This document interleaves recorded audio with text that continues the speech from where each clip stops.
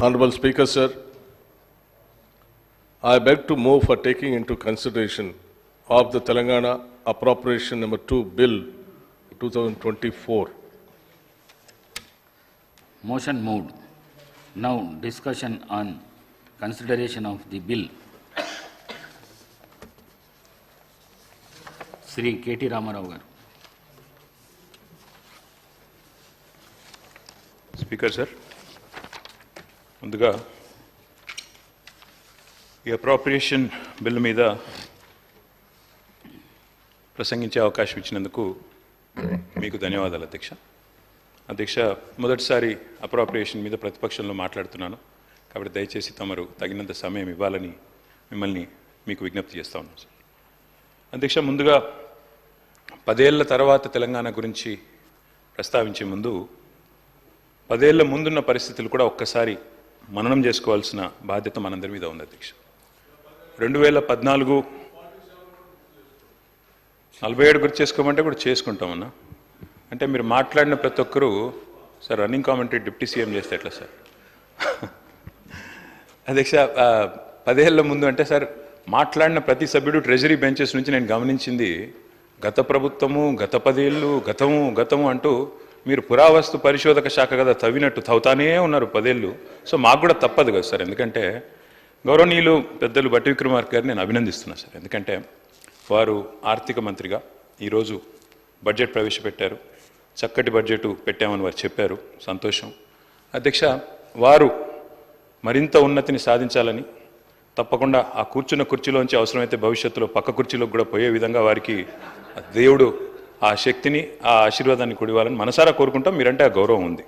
మీరు ఇక్కడ కూడా చక్కగా అప్రోప్రియేషన్లో గతంలో కూడా మాట్లాడారు కాబట్టి వారికి అభినందనలు. అధ్యక్ష, ఇప్పుడు 10 ఏళ్ల ముందు పరిస్థితుల్లో నేను ఊరికే అనలేదు సార్, ఎవరి మీద విమర్శ చేయాలని కూడా చెప్పట్లేదు. ముఖ్యమంత్రి గారు కూడా మొన్న మాట్లాడినప్పుడు ఒక మాట అన్నారు. 10 ఏళ్ల నాడు తెలంగాణ రాష్ట్రం ఏర్పడ్డప్పుడు జూన్ 2014లో ఒక పరిస్థితి ఎట్లా ఉంది రాష్ట్రంలో అన్నాడు, ఒక అనిశ్చిత పరిస్థితి ఎట్లా ఉంది చెప్పడానికి నేను ప్రయత్నం చేస్తాను.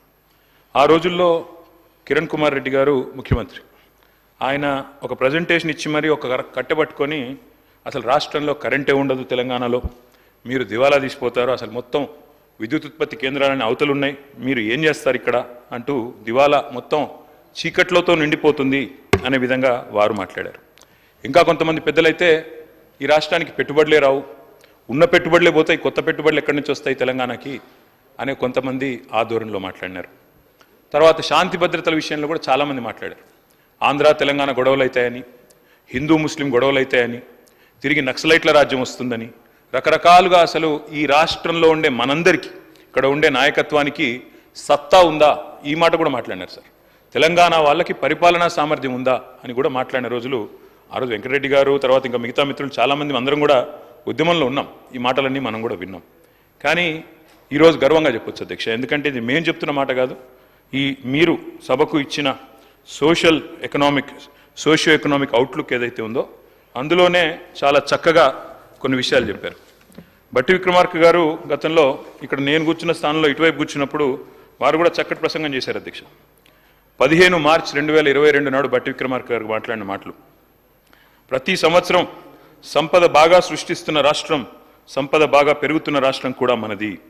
కరోనా ఈ దేశాన్ని అతలాకుతలం చేసినప్పటికీ కూడా రాష్ట్ర ఉత్పత్తిలో ఎక్కడా తగ్గుబాటికి కారణం కాకుండా ఈ రాష్ట్ర ప్రజానీకం, రైతాంగం, శ్రామికులు ఈ మహమ్మారి దాడిని కూడా తట్టుకొని పెద్ద ఎత్తున ఈ రాష్ట్ర ఉత్పత్తులను, సంపదను పెంచడం జరిగింది. ఇది బట్టి విక్రమార్క గారు ఆనాడు ఇక్కడ కూర్చున్నప్పుడు మాట్లాడిన మాట. కానీ ఏమవుతుందో అధ్యక్ష, అక్కడ కూర్చోగానే స్వరం మారిపోతుంది, అక్కడ కూర్చోగానే మరి మాట కూడా మారింది అధ్యక్ష. అయినప్పటికీ వారు ఏం చెప్పినా వారు ఇచ్చిన బుక్కే అధ్యక్ష ఇది తెలంగాణ సోషియో ఎకనామిక్ అవుట్లుక్. ఇందులో చాలా చక్కగా అన్ని విషయాలు వివరంగా చెప్పారు అధ్యక్ష. గౌరవ కొత్త సభ్యులందరూ కూడా దయచేసి దీన్ని చూడాలని చెప్పి కూడా నేను వారికి విజ్ఞప్తి చేస్తా ఉన్నా. ఎందుకంటే ఇందులో బడ్జెట్ స్పీచ్లో ఏం చెప్పినా ఇందులో వాస్తవాలు బయటపడ్డాయి. Despite economic hurdles, page number 3 sir, the states strategic sectors continue to contribute to it's economic dynamism. This resilience is bolstered by proactive government policies that attract investments, stimulate employment and foster innovation.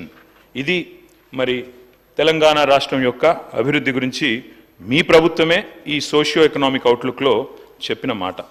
దాంతోపాటు అధ్యక్ష చాలా చక్కగా చెప్పారు. Page number 15లో Telangana's gross state domestic product at current prices is 14.64 lakh crore. అంటే 4 లక్షల కోట్ల నుంచి 2014లో మన రాష్ట్ర సంపద 14,64,000 కోట్లకు ఎదిగిందని చెప్పి వారు ఇచ్చిన సోషియో ఎకనామిక్ అవుట్లుక్లోనే చెప్పారు. అదేవిధంగా ఇంకొక మాట చెప్పారు అధ్యక్ష. In 23-24 the per capital income at current prices in Telangana is 3.47 lakhs, which is 1.64 lakh higher than the national per capita income in 2023-24, which makes it the largest state with the highest per capita income in the entire country. ఇది కూడా వారే చెప్పారు.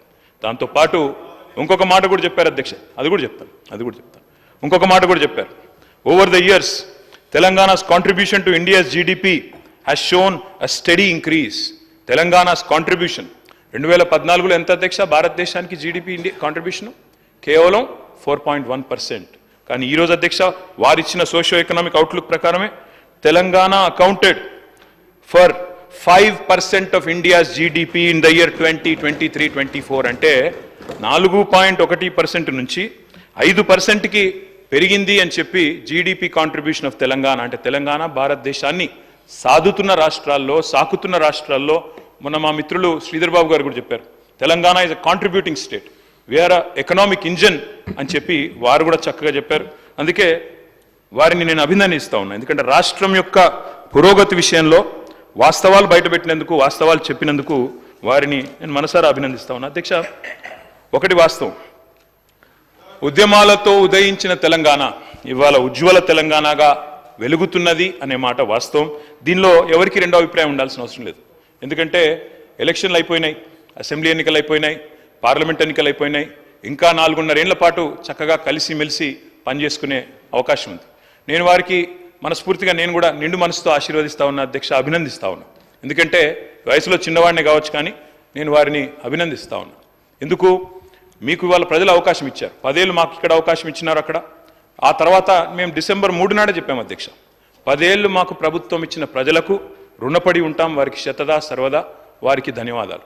అదేవిధంగా ఇవాళ కొత్త పాత్ర ఇచ్చారు ప్రజలు మాకు, ఒక నిర్మాణాత్మకమైన ప్రతిపక్షంగా, ఒక కన్స్ట్రక్టివ్ ఆపోజిషన్గా, ఈ రాష్ట్రం కోసం పుట్టిన పార్టీగా తప్పకుండా ఈ రాష్ట్ర బాగులు కోరుతూ, ఈ రాష్ట్ర ప్రజల బాగు కోరుతూ మీరు తీసుకునే ప్రతి నిర్ణయానికి మా మద్దతు, మా స్వాగతం ఉంటుంది. కన్స్ట్రక్టివ్ నిర్ణయాలకు తప్పకుండా స్వాగతిస్తాం.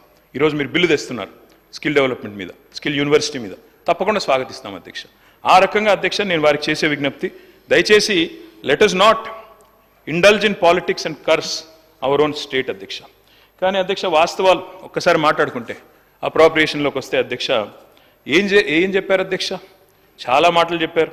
కానీ బడ్జెట్ చూస్తే ఏముంది అధ్యక్ష? ఈరోజు శుష్క ప్రియాలు, శూన్య హస్తాలు, గ్యారంటీలకు టాటా, లంకె బిందెల వేట, డిక్లరేషన్లు డీలా, డైవర్షన్ల మేళ, హామీ పత్రాలకు పాతర, శ్వేతపత్రాల జాతర, నిరుద్యోగుల మీద నిర్బంధాలు, జర్నలిస్టుల మీద దౌర్జన్యాలు, విమర్శిస్తే కేసులు, ప్రశ్నిస్తే దాడులు, నేతన్నల ఆత్మహత్యలు, ఆటో అన్నల బలవన్మరణాలు. ఓట్లకు ముందేమో అభయహస్తం అధ్యక్ష, ఓట్లు పడ్డాక ఈరోజు శూన్యహస్తం.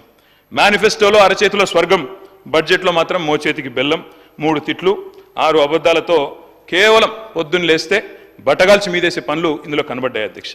ఇవాళ వారు అన్నారు అధ్యక్ష, దివాలా తీసిన రాష్ట్రం ఒక క్యాన్సర్ పేషెంట్ మాదిరిగా, ఎయిడ్స్ పేషెంట్ మాదిరిగా అని మాట్లాడారు. దయచేసి ఇది సరైన పద్ధతి కాదు. మా మీద కోపం ఉంటే మాట్లాడండి, విమర్శించండి, ఇబ్బంది లేదు. కానీ రాష్ట్రాన్ని ఖర్చు చేయడం అనేది మనకు మంచిది కాదు. ఉద్యమాలతో ఉదయించిన తెలంగాణ తప్పకుండా ఈరోజు ఉజ్వల తెలంగాణ ఎదిగిన మాట వాస్తవం. దాన్ని మనందరం కూడా అభినందిద్దాం.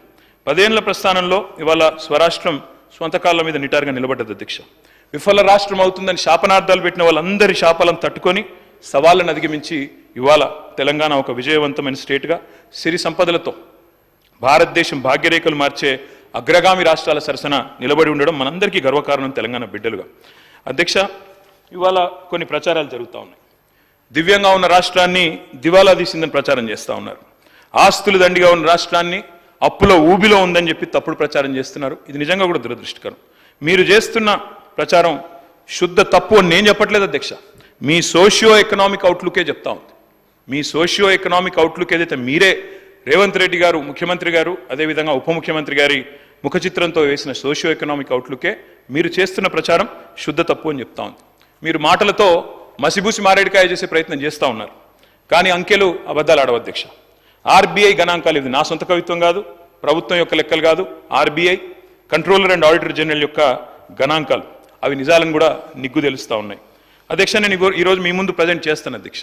సోషియో ఎకనామిక్ అవుట్లుక్లోనే పక్క పేజీల్లోనే పరస్పర విరుద్ధమైన మరి ఇవాళ వాస్తవ పరిస్థితులు వాటిని బయట పెడతా ఉన్నాయి. గందరగోళం సృష్టించే ప్రయత్నం మీరు చేశారు, కానీ సత్యాల మీద ముసుగులేయడం అంత సులభం కాదు అధ్యక్ష. అధ్యక్ష, ఇక్కడ నేను మీకు 2-3 విషయాలు చెప్పాలి అధ్యక్ష. ఈరోజు డెవలప్మెంట్ ఎక్స్పెండిచర్ పరంగా తీసుకుంటే అధ్యక్ష, భారతదేశంలోనే మీరిచ్చిన సోషియో ఎకనామిక్ అవుట్లుక్లోనే ఉంది, ఇది స్పష్టంగా ఉంది. Telangana is the top state in the country with 74%. ఇది నాది కాదు అధ్యక్ష, డెవలప్మెంట్ ఎక్స్పెండిచర్లో అగ్రభాగాన ఉన్నామన్న మాట మీరు సోషియో ఎకనామిక్ అవుట్లుక్లో మీరే చెప్పారు. ఆర్బీఐ లెక్కలను మీరే ఇందులో కోట్ చేశారు అధ్యక్ష. తర్వాత మీరు ఇంకొక మాట చెప్పారు అధ్యక్ష, ఏమంటారు, జీతాలకు పైసలు లేవు, అప్పులు తీర్చడానికి అప్పులు చేస్తున్నాము, వడ్డీల భారం కూడా ఎక్కువైంది అని చెప్పి మీరు చెప్పారు. కానీ వాస్తవం ఏంది అధ్యక్ష? వాస్తవం ఏంది అంటే అధ్యక్ష, there is something called as committed expenditure. Committed expenditure అంటే ఏంది అధ్యక్ష అంటే, ఆర్థిక మంత్రి గారికి మొత్తం తెలుసు అధ్యక్ష, తెలిసి కూడా వారు సభను తప్పుదోవ పట్టించే ప్రయత్నం చేశారు. ఆ కమిటెడ్ ఎక్స్పెండిచర్ అంటే salaries, pensions and interest payments, ఈ 3 కలిపితే కమిటెడ్ ఎక్స్పెండిచర్. కమిటెడ్ ఎక్స్పెండిచర్ విషయంలో అధ్యక్ష, వారి దృష్టికి అదేవిధంగా గౌరవ సభ్యుల దృష్టికి కూడా నేను తీసుకొచ్చేది, ప్రజల దృష్టికి కూడా నేను తీసుకొచ్చేది ఏమంటే, మనము చాలా స్పష్టంగా భారతదేశంలోని ఇతర రాష్ట్రాలతో పోలిస్తే చాలా చక్కటి పరిస్థితిలో ఉన్నమాట వాస్తవం అధ్యక్ష. మీ ముందు నేను ప్రజెంట్ చేస్తాను, ఎందుకంటే ఇది మీ బుక్కే కాబట్టి మీ బుక్లోంచే చెప్తాను అధ్యక్ష. కమిటెడ్ ఎక్స్పెండిచర్ విషయానికి వస్తే, మనం ఈరోజు కొన్ని ఏ రాష్ట్రాల సరసన ఉన్నాం అధ్యక్ష?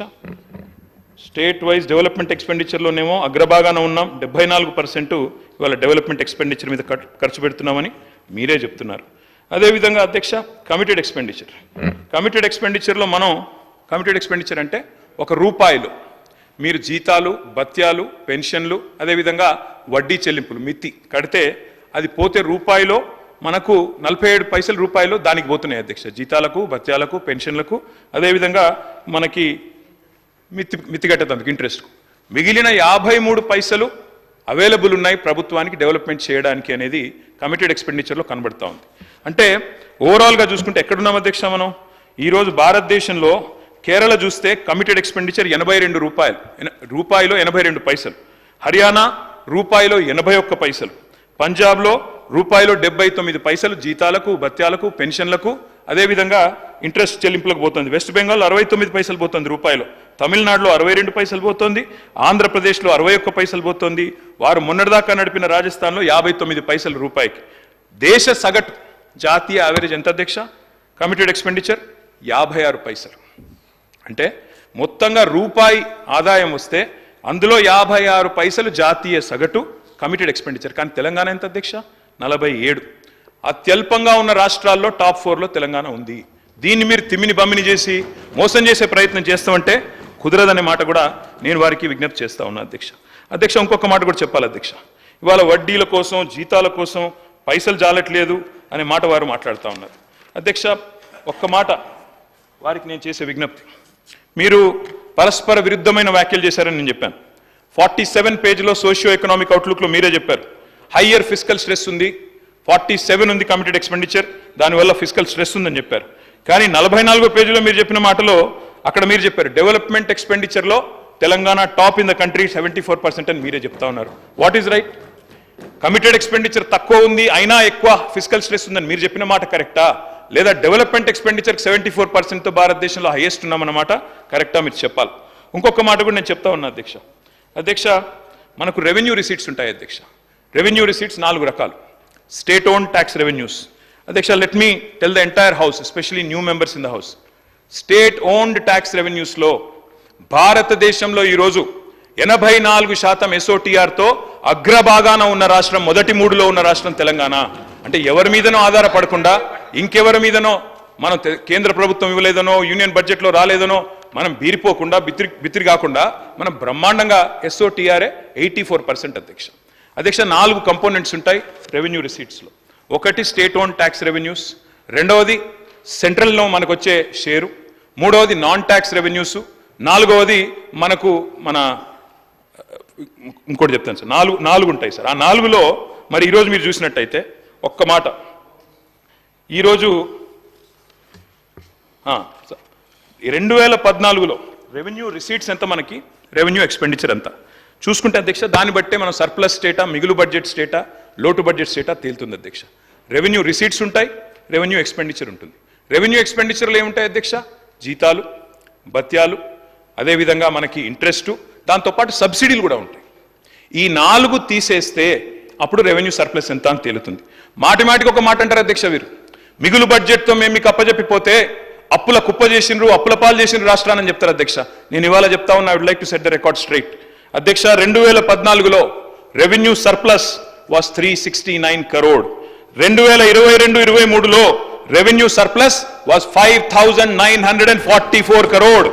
నిన్న మీరు పెట్టిన బడ్జెట్లో కూడా రెవెన్యూ సర్ప్లస్ అధ్యక్ష 297 కోట్లు. అంటే మీరు మాకు 369 కోట్ల రెవెన్యూ సర్ప్లస్తో అప్పచెప్తే మళ్ళా మీకు అప్పచెప్పినాడు కూడా మేము 5944 కోట్ల రూపాయల రెవెన్యూ సర్ప్లస్ ఇచ్చిన మాట వాస్తవం కాదా?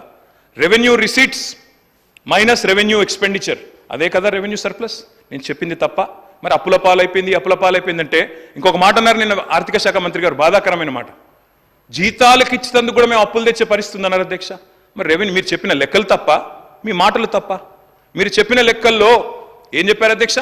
రెవెన్యూ ఎక్స్పెండిచర్లో చూపెట్టారు శాలరీస్, పెన్షన్స్. అందులో ఏం చెప్తున్నారు? శాలరీసు, పెన్షన్స్, సబ్సిడీలు, ఇంట్రెస్ట్లు అన్నీ పోగా 300 కోట్ల రెవెన్యూ సర్ప్లస్ ఉందని బడ్జెట్లో చెప్తారు. కానీ ఇక్కడికి వచ్చి మాత్రం మాటల్లో, స్పీచ్లో ఏం చెప్తారు అధ్యక్ష? జీతాల కోసం అప్పులు తెచ్చే దౌర్భాగ్య పరిస్థితిలో ఉంది రాష్ట్రం అని చెప్పడం సభను తప్పుదో పట్టించడమా కాదా? దయచేసి చెప్పాలని చెప్పి నేను కోరుతా ఉన్నా అధ్యక్ష. వారి రిప్లైలో చెప్పండి అధ్యక్ష. ఇంకొక మాట అధ్యక్ష, నేను మొన్నే చెప్పాను, రిప్లైలో చెప్పండి సార్, మాకు అభ్యంతరం లేదు. I'm not saying anything wrong sir, I'm saying everything in parliamentary way. దయచేసి మీరు రిప్లైలో మొత్తం చెప్పండి అధ్యక్ష. మేము ఇంకొక మాట చెప్పాలి అధ్యక్ష. మొన్ననే హరీష్ రావు కేటీఆర్ గారు 1 minute.